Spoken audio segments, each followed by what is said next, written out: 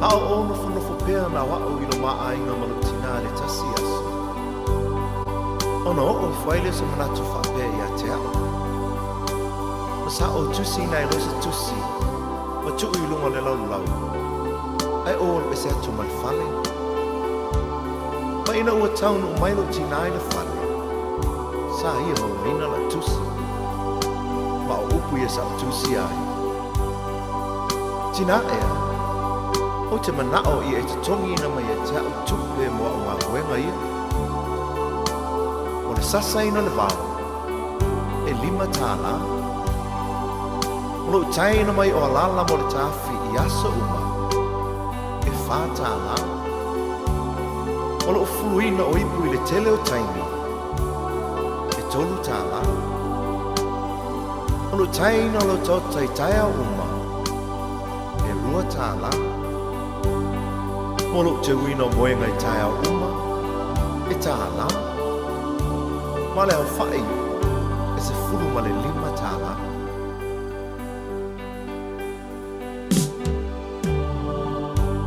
Ina ua o te fo i atu le whane. Ua le ailo tina. A o upula nei o lana tusi. Sa o tau a veina o ilo manawa i masina iwa. E le ai se te tongi. Sa o whaasusu ma whanga ia te oe. E le ai se te tongi. O te moe tau langa i po uma ma whaama whana ia te oe pe a malulu. Ma o te talo mo oe. E le ai se te tongi. O te pupula fo'i le ao atoa ma le pō ma si i oe le whale mai pe hae mai. Ai se te tongi. Sa o whaalawalawa ma tu inatu o i lea onga ma te tongi laua onga. E le ai se te tongi. Ma o le te tongi te tu inatu i a te oe mo nei me oma. O lo uola, o lo uolofa, o lo umalosi atoa. E tausia i oe. Tina o le tumu i le angalofa Vea oe mawhaaola i le ainga Te le whaafiti puanga E ngalo pe fea i le tina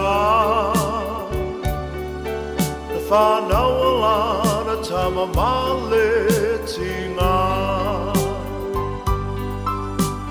Na loi matau le alofa E iona foa i taimi o puanga Lo umatai mai lo manuia i lo utina.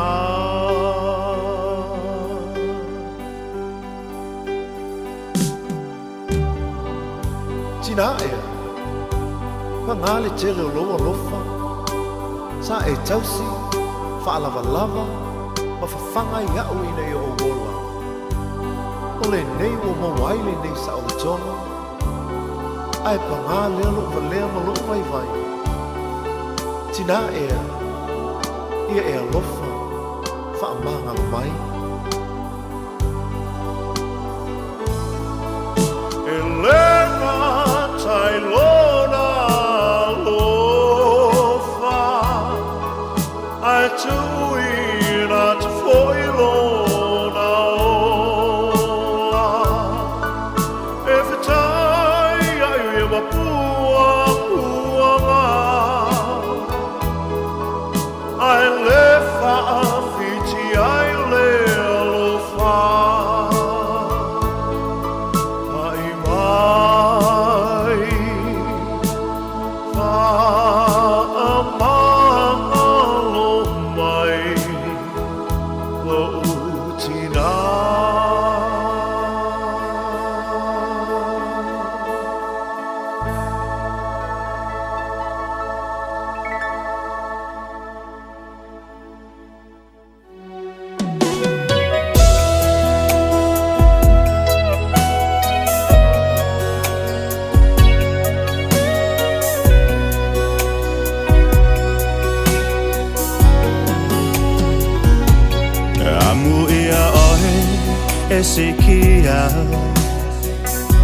Na toe whaopopo tausanga e te olai.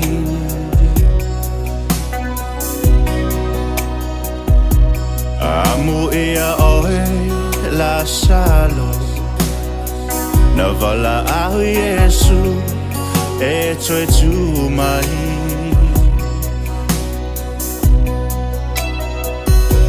Ai talo fai si o uprema, fiwe vala au, fiwe tau famu, uale ai.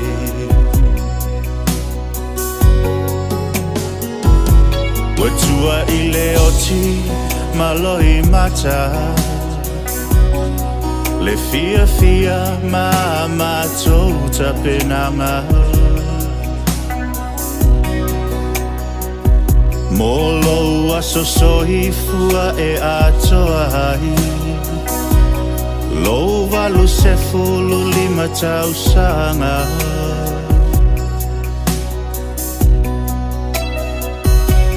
Se fulu lima e te ai lefa, i le vave au o le aso sa tonu o tina.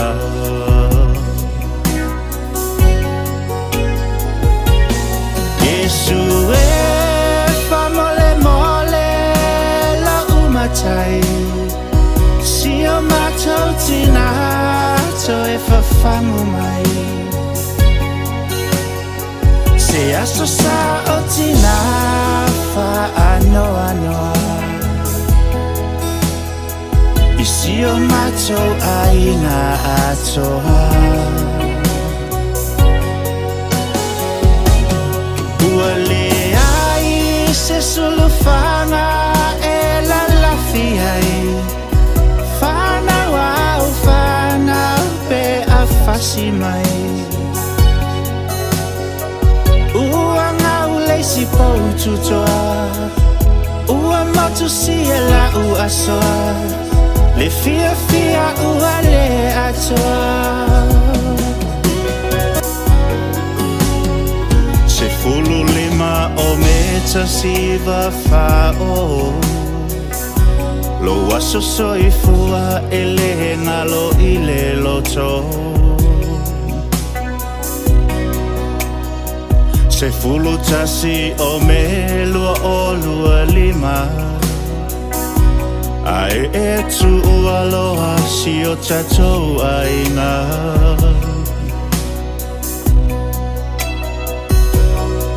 Malanga fia fia fa amalieina, mali e lo toi la matou tau singa.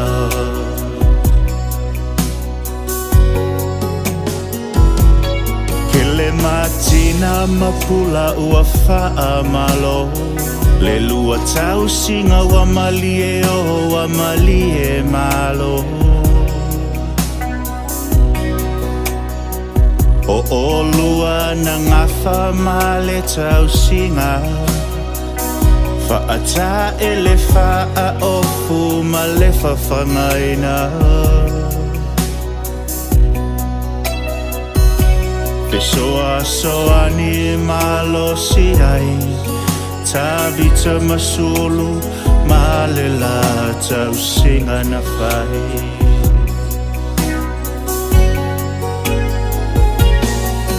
Malia mapisa si au whanau teine laiti, whamalo tausi, whamalo saili.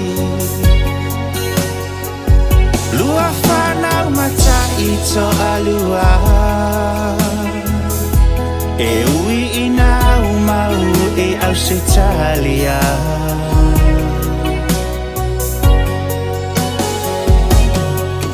Ile tau si ahina o si o tatou tina, ai mai se si au whanau ta ma whalonga te ta. O tuana i atoni o saveli o mata i to alua, ua misi a lava o e tina.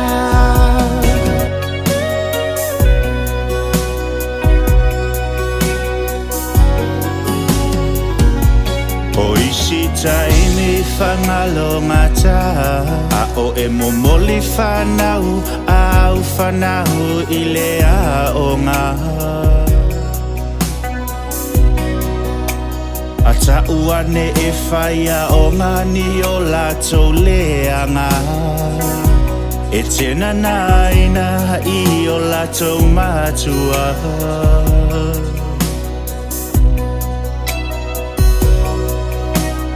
E te ita tele a e whasi Lou whai ita ma whaawa lea tele ita maiti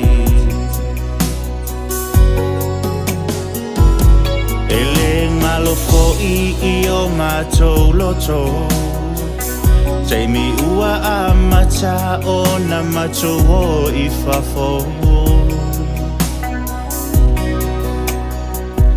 Piwe ave ese o e malautangi tau tala Peiwa ele mana o lava tatou te vala vala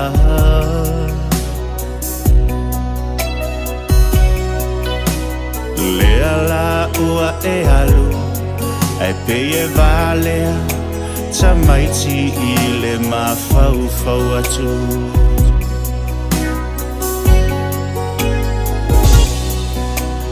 Mama Lucia, si o mātou tina peleina O mātou alofa anga E moli moli pea mo oe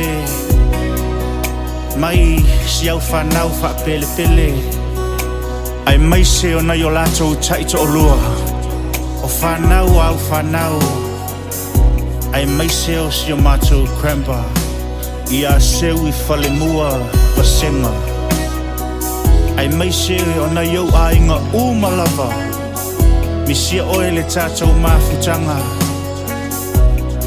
Maole nei pese sa whaatalo sangaina Si au grandson Ia Sam the man E moli moli ai o mātou alofa anga mo oe Mi sia lava oe Manu ia tele lau whai ngā malanga Tō wha mama Tofa, tofa Lucia vasenga amu ia oe mama Wa tau no o fia fia lau malama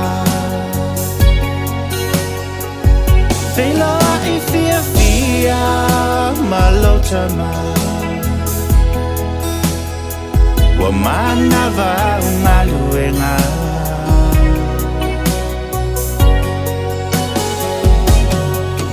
Ai leilo mai ua na oloi mata Lau whanau ai mai se kremba Ia manu ia tele lau malanga Mama Lucia tofa Ia manu ia tele lau malanga Mama Lucia tofa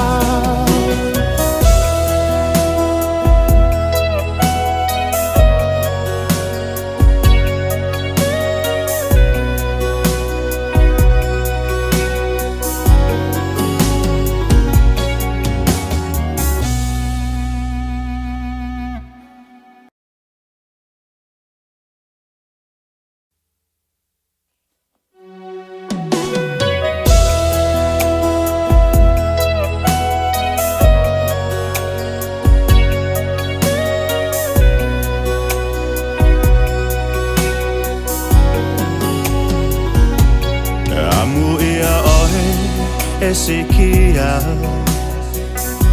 Na toe whaopopo tau sanga e te olai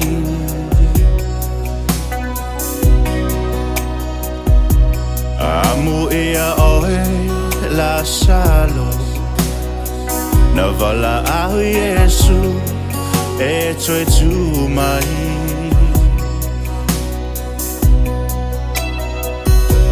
Ai talo fai si o uprema Fiwe vala au fiwe tau famu ua le ai.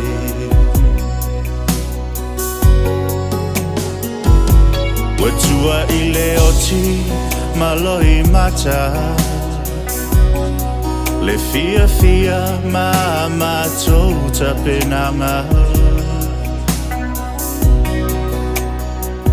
Molo aso soifua e atoa ai, lo valu se fulu lima tausanga.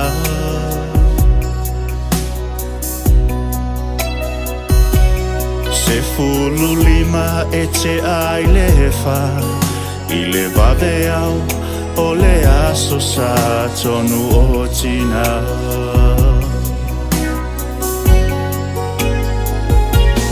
Yesu e fa mole mole la umatai, si o matou tina to e fa famu mai.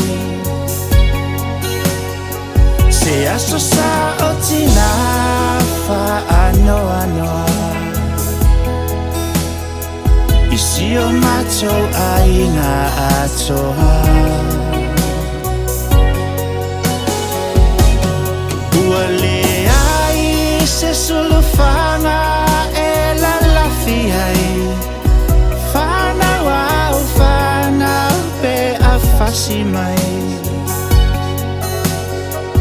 Ua ngau leisi pou tutoa, ua matu si e la u asoa, le fia fia ua le atoa.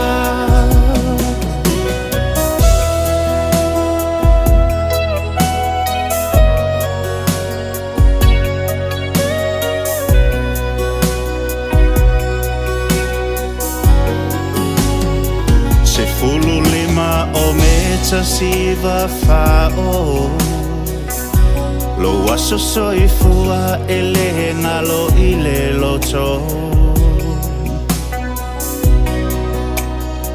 Se fulu tasi o me lua o lua lima, ai e tu aloha si o tatou aina.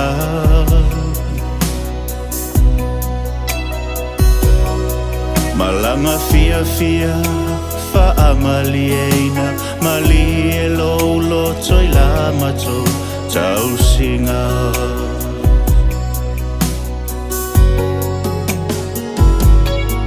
Le matina mapula ua fa'a malo, le lua tau singa wa malie o wa malie malo. O lua na ngafa male tau singa, fa'ata e le fa'a ofu ma le fa'fangaina. Pesoa soa ni malo si ai, ta vita masulu male la tau singa na fai.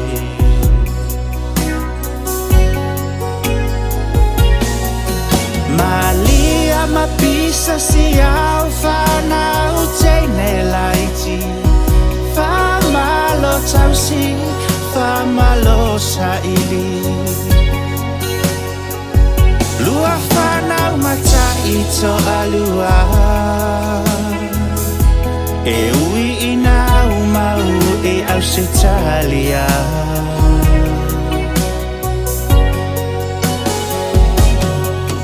I le tau si ahina o si o tatou tina, ai mai se si au whanau ta mawhalonga te ta. O tuana I atoni o saveli o mata I to alua, ua misi e lava o e tina.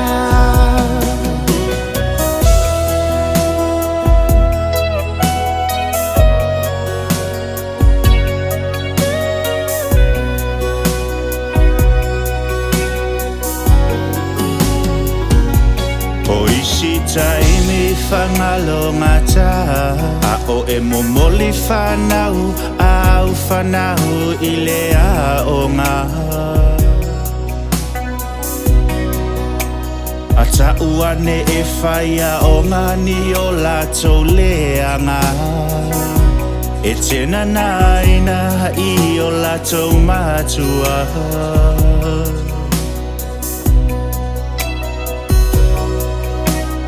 E te ita tele a e whasi Lou whaita ma whaava lea tele ita maiti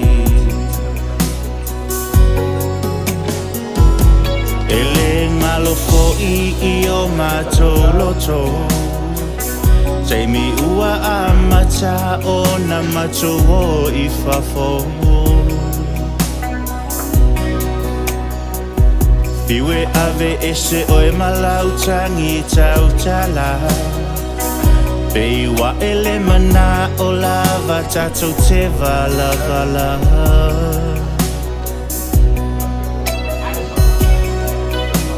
Lea la ua e alu Ai pei e valea Ta maiti I le mawhau whau atu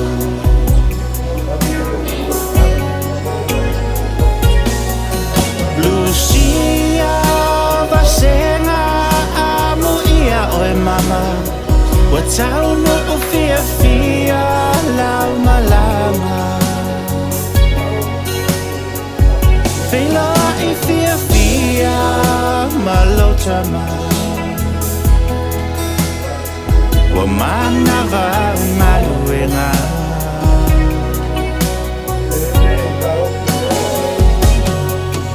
Ai leilo mai uana oloi mata Meranga I me sabi no podia sa sabi sau Lea laua ki kalwao mai ia fiafi Mlai ola mga fwa Inga e fui lea kua Mga ilei Ai fwere ka ofi La mia mlai ola mga fwa Mapua le kuu ia fiafi Yo ia ukia Wa lele wa Umalo le fionga ya kukua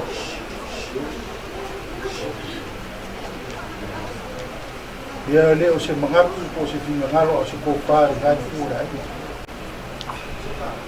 Ala masangi o kia le se ua Kao e velo me mangi moa Ule fa soi fua o le akua Mai ele mangaku ngai kula le fiafi.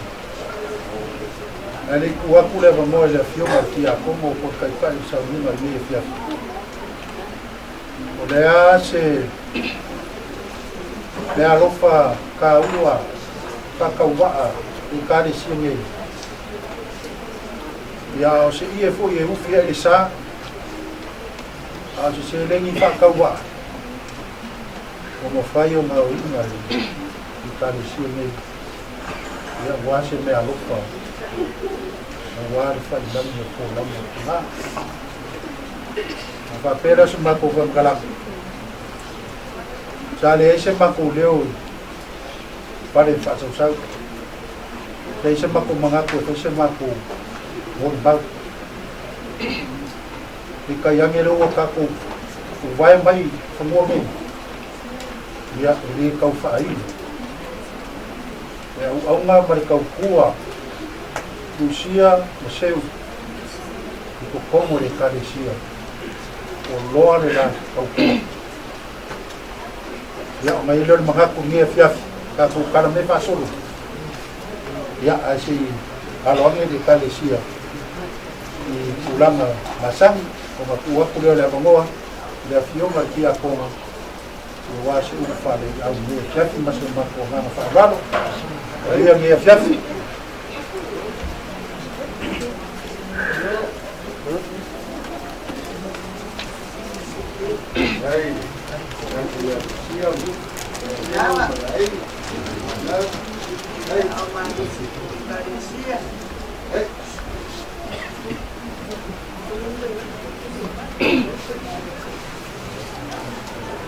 Ane malenga le wa.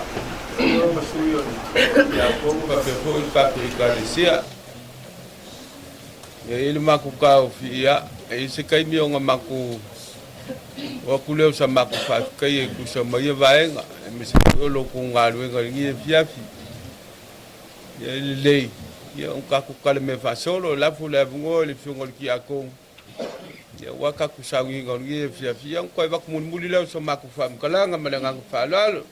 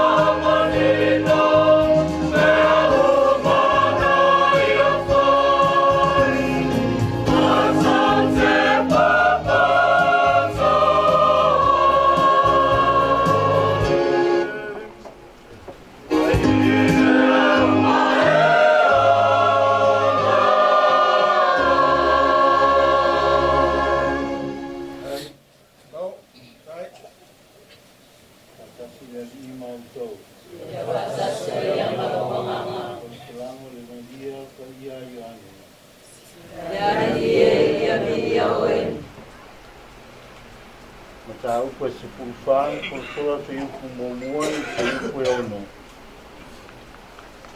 O nei o le ala o le ku moni ma le ola. Agora to tu vale o to loto. Ya o to fa tu i le atua. Ya fa tu mai ko i ata. E tele me no fai le mau to loto ma ana le ai. O au fa ya tu o to. O te agua sauni se mea ino nofo ai o tau. A fai foi o te alu ma sauni se mea no nofo ai o tau, o te te sau. O te taria foi o tau ia fatasi mau. Ina ia iai o tau i le mea o te iaia. Ua o tau i loa foi le ala i le mea o te anu iai. Ua fai mai toma ia te ia, le ali ia. Ma tau te nei loa le mea e te mariu atu iai.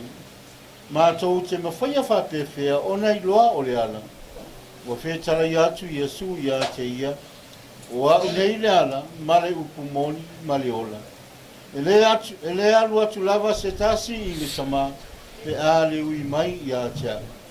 Anei loe o tau o au. O wai lo foi e o tau lo tama. E a mata nei foi o nei loa o ia e o tau. Tau te vā ai foi i a te ia. O le tala le lei a le ali i. Ia le o e le i Jesu Christo. Ina le tua, a to pese ai, se kou.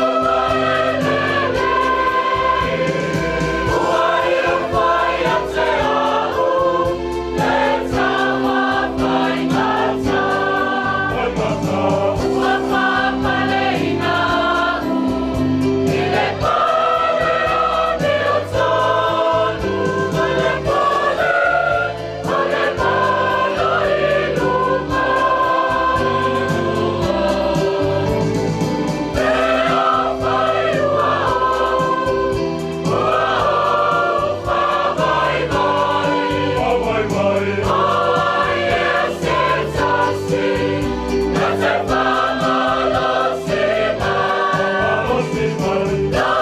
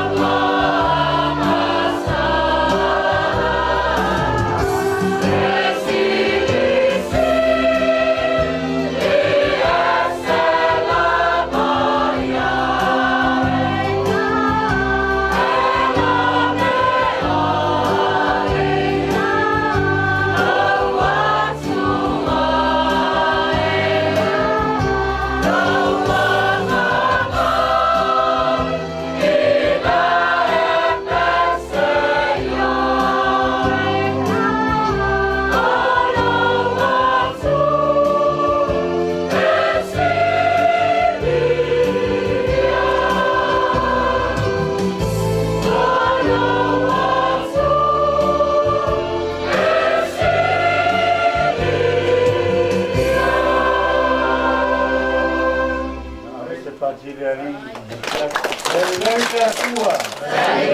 Taimi uma. O le viinga i le atua e foi le atua. O le anga le nei ma le alofa tala o le atua ia i tātou. E wha manatu pē ia i tātou. O lana alofa a toa. I le sa alofa whapia. Alofa a toa. Ao manongi o le nei a fiafi i tala o le tina. Tala o le mafutanga. Tala i le mafanafana. O tala i ngā ruenga. O tala o tū maleanga.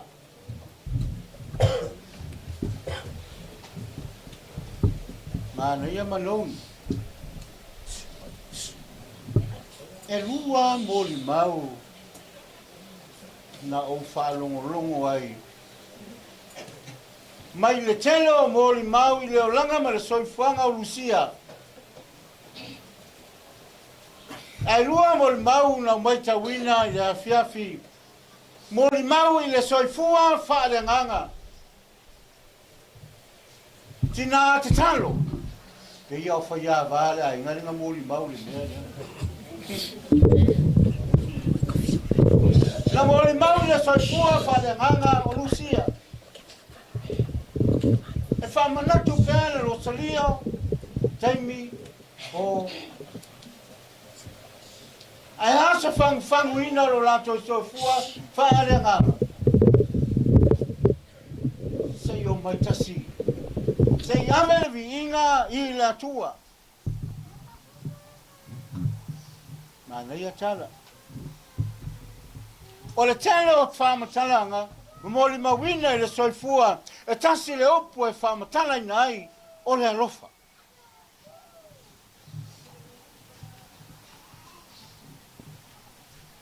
Ke doari e ko inga kala le wanga I mwha inge wa kerira.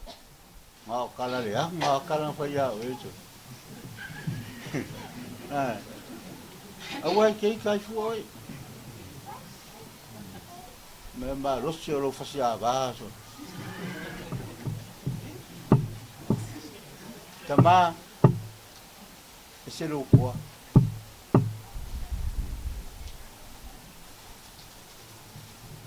E lua tala al whanau. Whaftaia I lātou, o lo lātou moli mawina, I tu uma ia. A o le tāua, o lātou.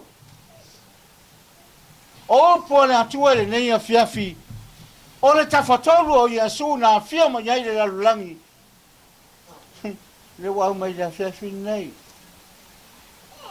Fai mai le fesiri a Filipo.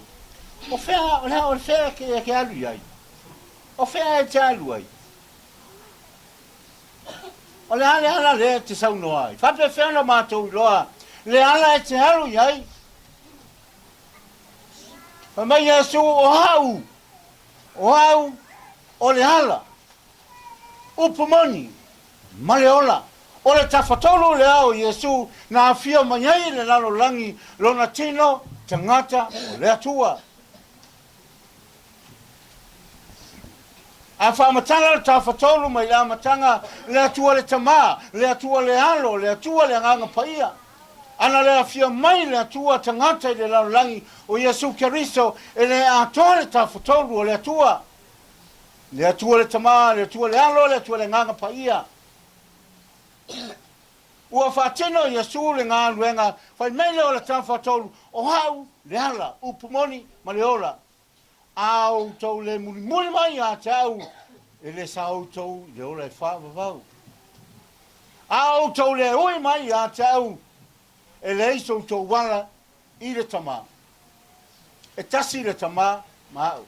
O au o titono le tama o titono I a tau. A le ui mai a tau, o au o le hala. E ui a tuai I le tama. A o tau loa au, e loa foi o tau e lo tama. O upuia. Ua whamanatu mai a tātou, le hala le a tātou te ui ai.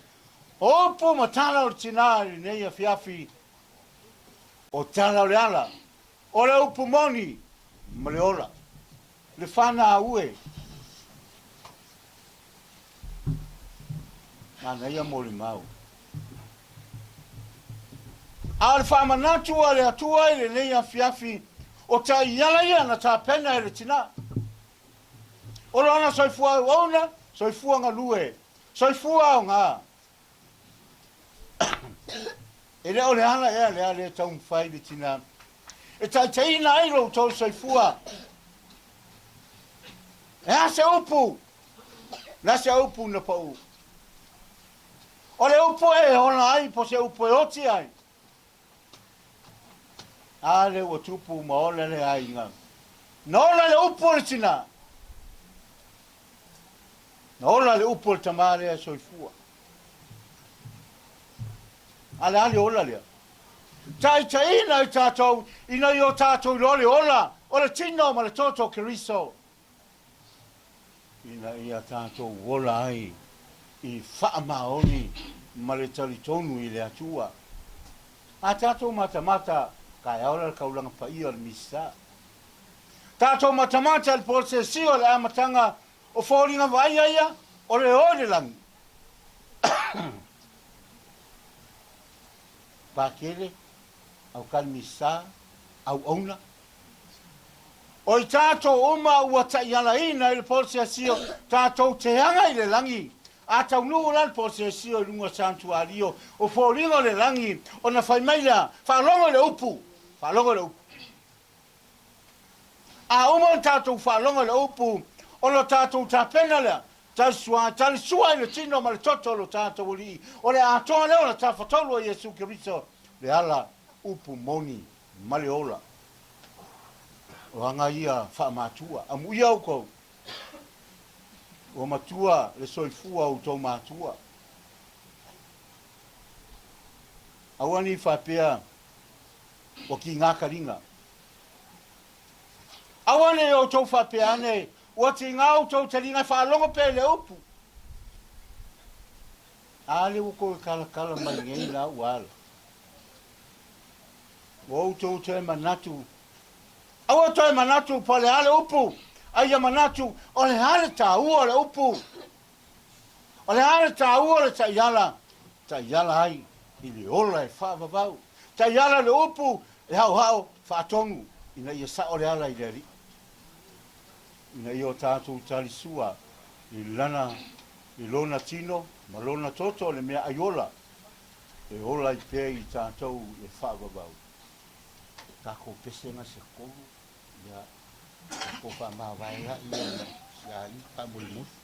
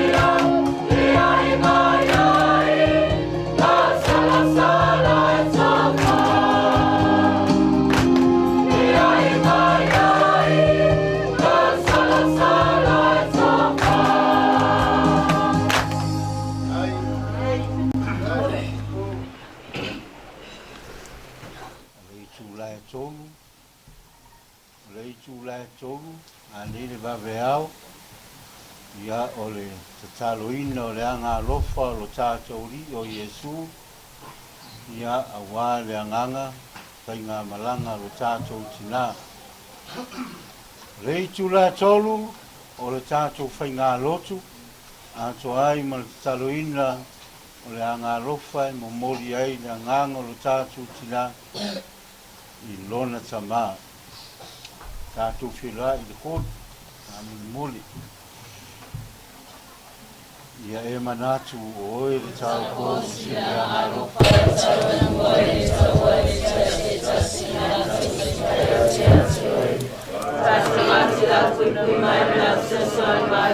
O le mele sa wai poia malutu malusi, pagala mama e te tapo matu tina. O ne sata sala suata o tina kumayo yo mama. Awane te mata sala mama o tina e sua, e kumaye ka kumaya mene.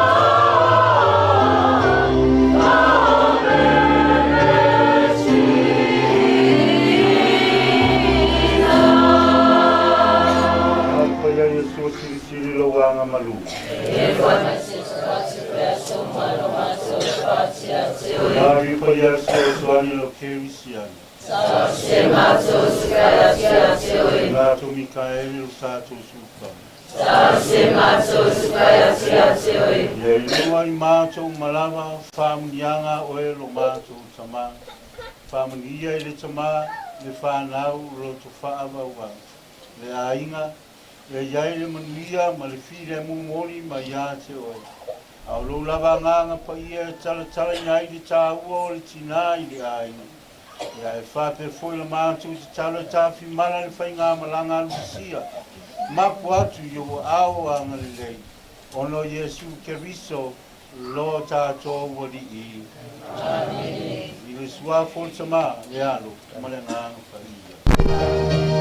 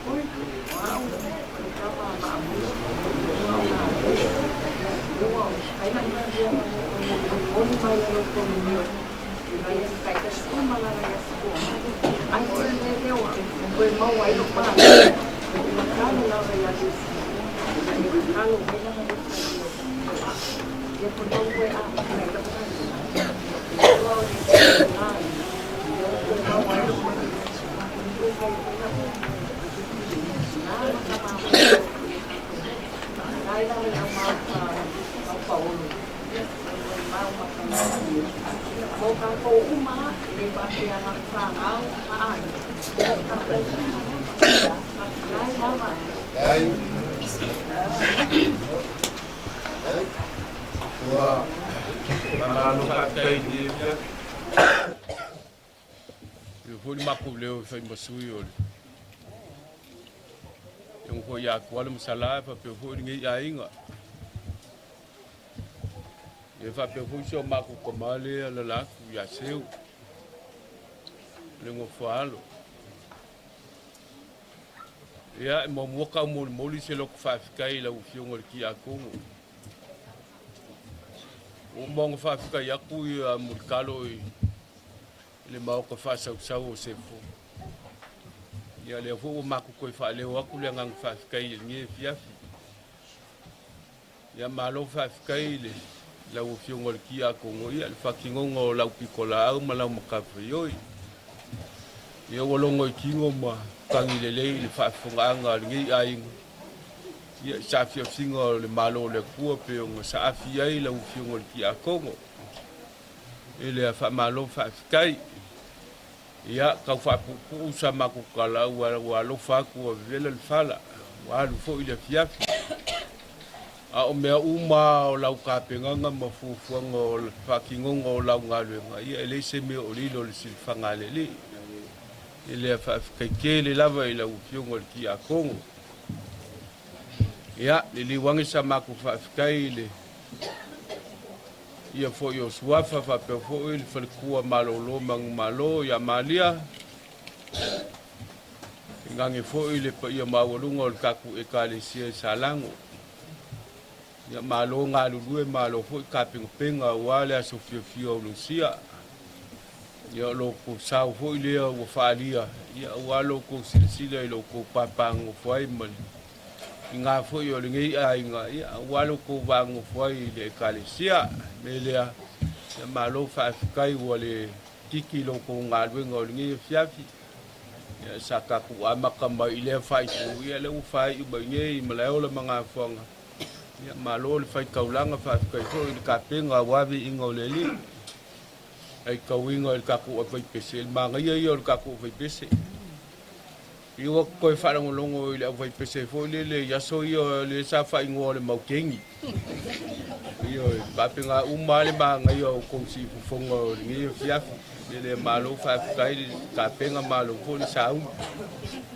ya alule masama ku kala ngi fiafi ya la u fiongo ki ako ya ile ku ku ai lalo ya sila ku ala masala fa pe fo ngi ainga ya ila u fenga ya mala ngalwe fa yo ngi fiafi ele akang fa yak se me alo fa ki nga ya lucia ya walo fika kunga e fo ya fiaf ele ya alo mayorela ma ku kang fa yak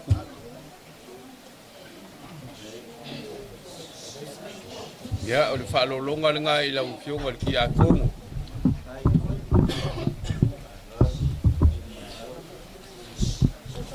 ya saules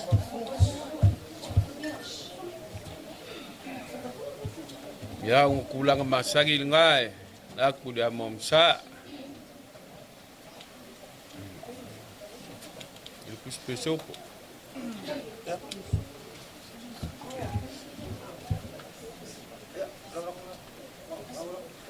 ya tu kasuale la ufiongol ki akongo umbapuli apa ikulang ay masangile akongo ngo lewa ka oko ya kulang fo yo ka kungo ele ya makule la sia isi vaenga ya la ile malo ele ke kusile ko faila u fiongol ki akong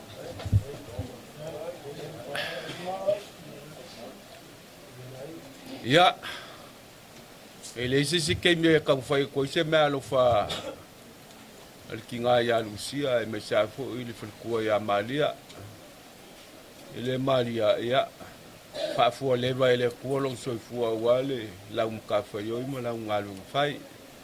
Ia, o le ke ukusi lea ia, wala koi se mea alo whanusia ia ki o le whakua.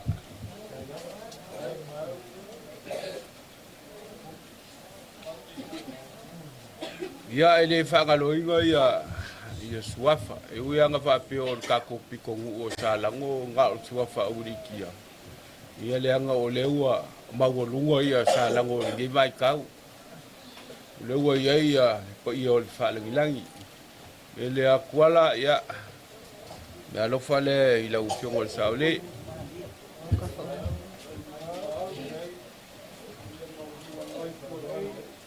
Ia, pinga fo ile fiongo yan sala.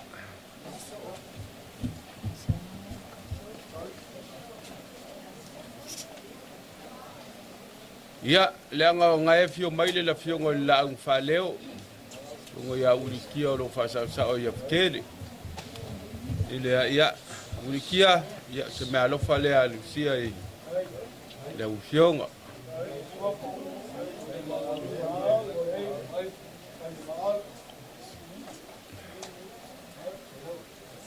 Ia ele whangaloinga ke ua whapea ia o uso aku la whale ia e o kele mangaku aku. Ile ke wanga mo vai whale ia ngai me alofa ia mo o lua mo kua whikalai. Ia wanga.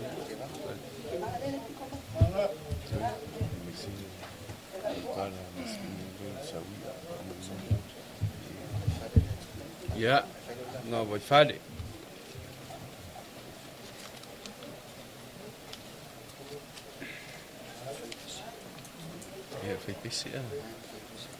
Ia, ele fai ngofia fo le maka fai o le fai pese. O le fai pese le nga famole o nga o kapu o fai pese. Ele ia singa me alo fa ka wa nga mo la usunga le fai pese.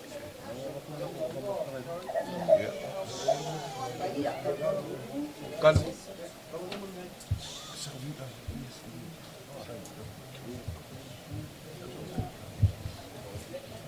ia wakule me alo fale ia sawi ke ua ale make so ia se li se fulu a se kola ia mais c'est là ia kawalunga o ki nga makuola le kaku olo o yulia ia a wala va yulia yo wakava ako al kako ekalesia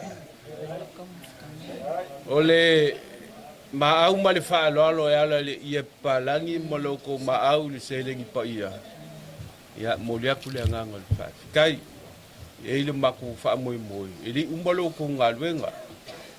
O le aso akai ao, ia o le wha mahe a iloa ia koe sānginga ki ngā ia Lucia. Ia ma wha umai loa maloko ka whaio i ala i vi inga o le le. Iong koe whai aku leo sa maku whaafikai a walo ko ngā luenga whai. Alunge ia fiafi ia. Na umae au ka penga le kalingo le sua me le kamufukanga alunge ia fiafi a uma. Ia nga. A fio le makala au e le iale. Mangongi ala kausami le mauka po le lawa. Ia alo whamai le kua alunge ia fiafi. Kala le fideli makuama le fua. Ia anga le leile kua ila ufionga le ki a kongo. Peo fo i ringo whaasuafa le whilikua ia maalia ma le lawa loa le kaku o pesa.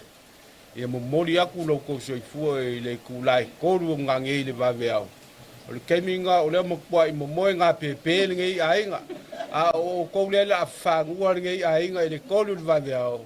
Ia kaku wheiloa ia i ngā.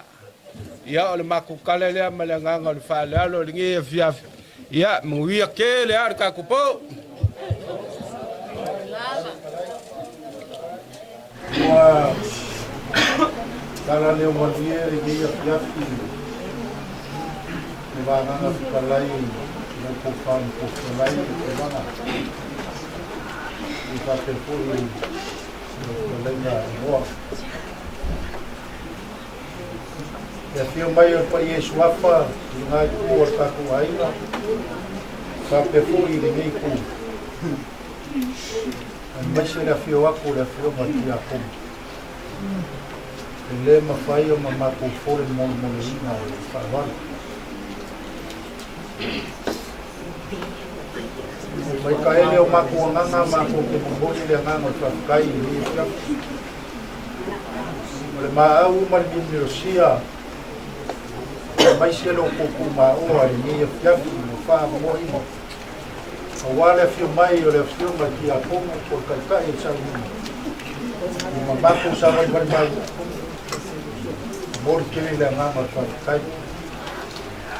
Lo sila ko nga lo ko le kua. Lo ko maau mo ni rosia. Ka ko ma ka fo ni e whiafi. E o ko whai ap. Rusia, Maseu, o Misio au ngasa kau kua i kupomo re kalesia. Kakai aku i kinai a Rusia, na whai a te. Omare la, ola kau kua i kupomo re kalesia. Leo mafu hai le so. Leo wala au le kua i kinai. Whapesoi o na kua. Ia whapengar ka po kamate o tarai na se. Mai ele se mako whamkaranga ni e whiafi. Nā le whamako kuro ina se mako kala. O lea, o lea le, po kalame wau mai o wale aso kai au. O lea whapengar na whai. O mo fie fo i le kare si ngei. Te spesema fo ma vivi ingar ni e whiafi. Ia wale aso fie fie o whapengar. Whairangi ko langa. Ia langi mamare ngai kua le ainga. Ia fio pa i suaf. Ia whate fo i ngai kua. Ia fio ako pa i suafa. Ia fo i ko whare i kua. Ko whalai o te vanga mo whare. Aere ngā kai lea. Ia fio ma kia po. Ia mau pea e so sio whamigana. Ia uku whalai au e leo inga ai. E nanga laku mabore. Ia po. Ia ia ina nani ko mau se mako kala lea ta ko karu soi fua ka au pe ma kala ke vanga ia la fa ke ngam fai ia na na ma fa ro o mia ni e fia no ai vale kala ia salo la ka ko fa ke ngam fai ta ko ke do ka au yo mo ka au ia la ko le fai fonga le o le so para ngam fale ai fa ia la voy a poner carga tú me carga ya lo yo ahora ahora muy más que va a comer fuerte a batir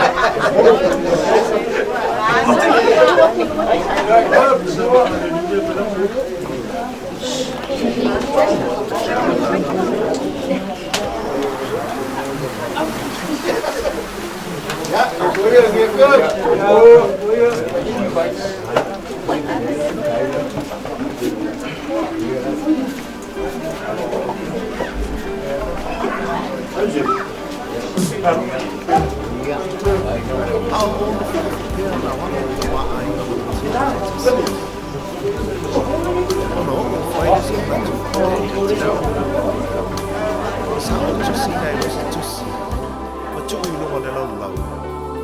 ai o e se atu mai fale mai na ua tau no mai lo tinai le fale sa ia mo ina la tusi ma o upu ia sa tusi ai tina ea o te manao ia e te tongi ina mai e te au tupu e moa o ngā huenga ia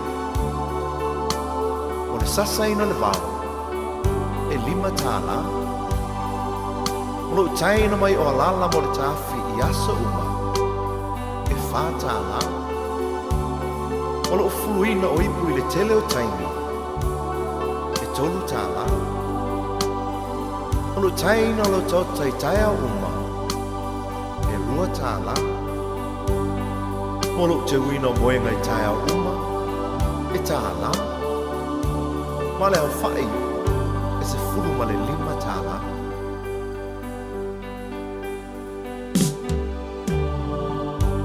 ina o te fo ia tu le fale ua le ai lo tina a o upula nei o lana tusi sa o taua veina o ilo manawa i masina iwa e le ai sa tutongi sa o faasusu ma fufanga ia te oe e le ai sa tutongi te moe taulanga I po uma ma whaamawhanawhana I a te oe pe a manulu. Mo o te talo mo oe. E le aise te tonga. O te pupula fo'i le ao a toa ma le pō ma si I oe le whale mai pe hae mai. E le aise te tonga. Sa o whaalawa ma tu inatu oe le a onga ma te tongi laua onga. E le aise te tonga. Ma o le te tongi te tu inatu I a te oe mo nei me oma. O lo uola, o lo ualofa. O lo umalosi atoa, e tausia I oe. O utina, o le tumu I le angalofa. Vea oe mawhaaola I le ainga. Te le whaafiti pua puanga. E ngalo whapewhea I le tina. Na whanauala na tamamale tinga. Na loi matau le alofa. E iona whafonga I taimi o pua puanga. Lo umatai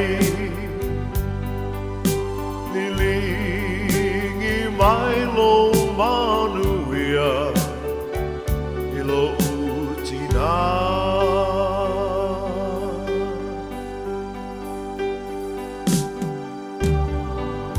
Tina ea. Pangale tele o loa lofa. Sa e tausi, whaalawalawa, ma whawhanga I au I nei o wola. O le nei o mawaile nei sa o le tonga. Ai pangale alo valea ma loo mai vai. Tina ea, ia ea lofa, whaamanga mai. Elena Tailona lofa Ai tuina te foilona ola E whetai ai e mapua puanga Ai le whaafiti ai le alofa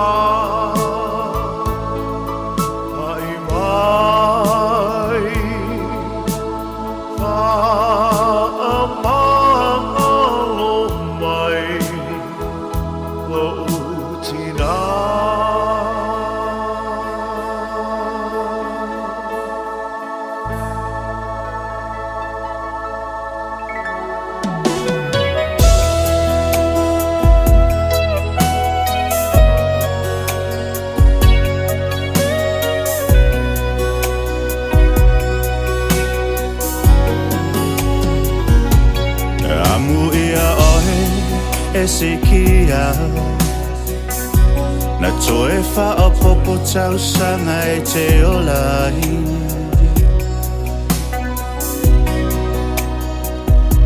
Amu ia oe la salo Na vala au Yesu e toe tu mai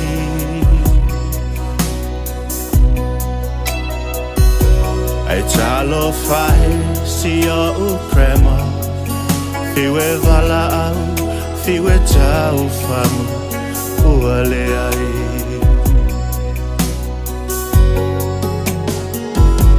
Watua I le oti maloi mata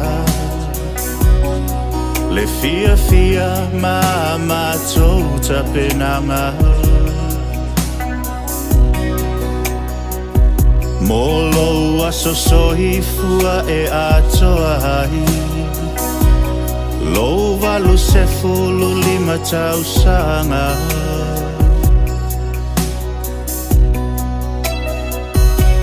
Se fulu lima e te ai lefa I le vave au o le aso sa tonu o tina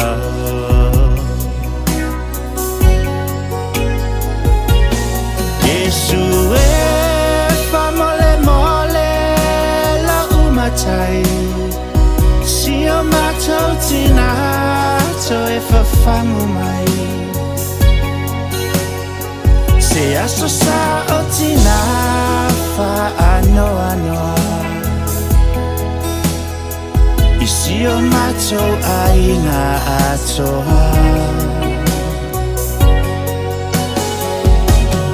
Ua leai se sulufanga e la lafi ai Whanau au whanau pe a whasi mai Ua ngau leisi pou tutoa Ua matu si e la ua soa Le fia ua le atoa Se fulu lima o meta siva fao Lo aso soifua e le ngalo i le loto Se fulu tasi o me lua o lua lima Ai e tu aloha si o tatou aina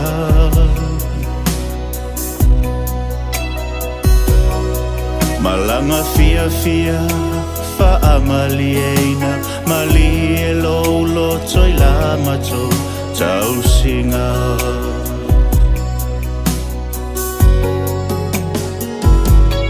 Kele matina mapula ua whaamalo Le lua tau singa wa malie o wa malie malo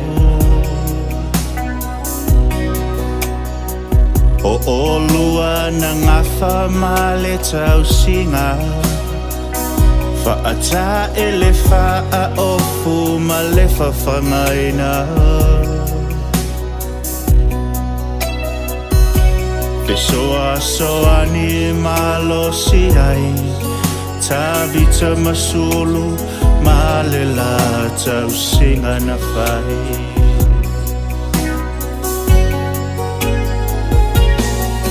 Malia mapisa si au whanau teine laiti Whamalo tau si, whamalo sa ili Lua whanau mata ito alua E ui ina umau e au se talia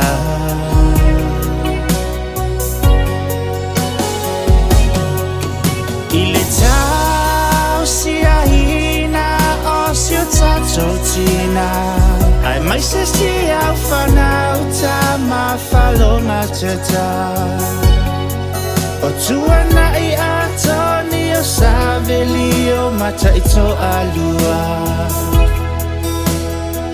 Ua misi a lava o e tina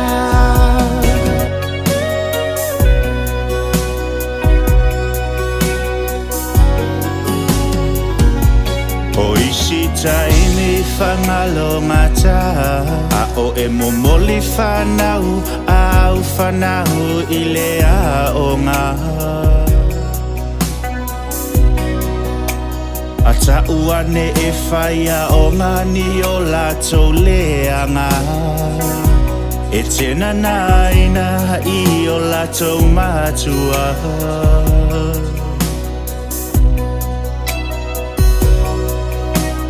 E te ita tele a e whasi Lou whaita ma whaavale A tele ita maiti Ele ngalo fo'i I o mātou loto Teimi ua a mata o na matou o I whafo Piwe ave ese o e malau tangi tau tala Pei wa ele mana o lava tatou te vala vala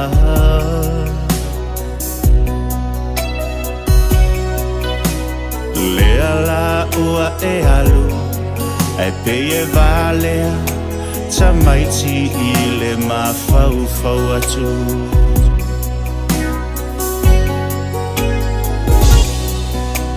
Mama Lucia si o mātou tina peleina O mātou alofa anga E moli moli pea mo oe Mai si au whanau wha pele pele Ai mai se o nai o lātou taito o lua O whanau au whanau Ai mai se o si o mātou krempa I a seu I whale mua wasenga Ai mai se o nai au a inga umalawa Mi sia oe le tātou mawhutanga Maole nei pese sa whaatalo sangaina Si o grandson I a Sam the man E moli moli ai o mātou alofa anga mo oe Mi sia lava oe Manu ia tele lau whai ngā malanga Tō wha mama Tō wha Lucia vasenga amu ia oe mama Wa tau no o fia fia lau malama Wheloa I fia fia malotama Wa manawa ngaluenga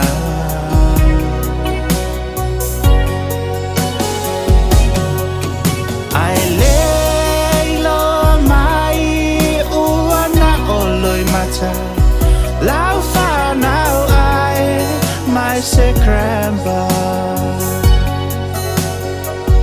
Ia manu ia tele lau malanga Mama Lucia tofa Ia manu ia tele lau malanga Mama Lucia tofa